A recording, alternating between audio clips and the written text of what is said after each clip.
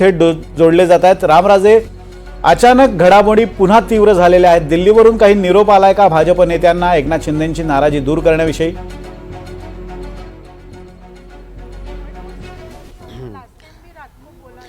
बिल्कुल विनोद, तसंच दिसतंय। कारण गिरीश महाजन जे की भाजपमधले संकटमोचक असं म्हटलं जातं। आपल्याला आठवत असेल विनोद की यापूर्वी सुद्धा अण्णा हजारेचं आंदोलन असेल, दिल्लीमधलं आंदोलन असेल, तर तेव्हा गिरीश महाजन हे धावून गेलेले आहेत। मग ते राळेगण सिद्धी पण असू द्या, परंतु आता हे धावून गेलेले आहेत ठाण्यामध्ये एकनाथ शिंदे यांच्याकडे।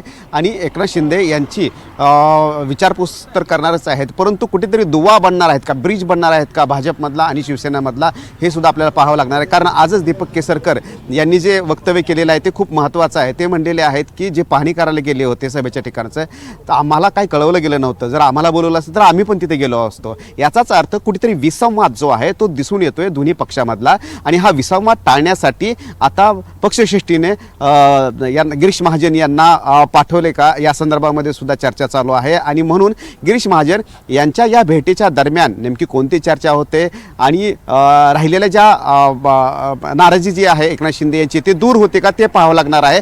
कारण शेवटी मंत्रिपद असतील किंवा काही जे मुद्दे आहेत त्याच्यावर तर अमित शहा यांच्याच दरबारी नाराजी दूर होणार आहे। परंतु आता तात्काळ एकनाथ शिंदे यांच्याशी चर्चा करण्यासाठी गिरीश महाजन गेलेले आहेत।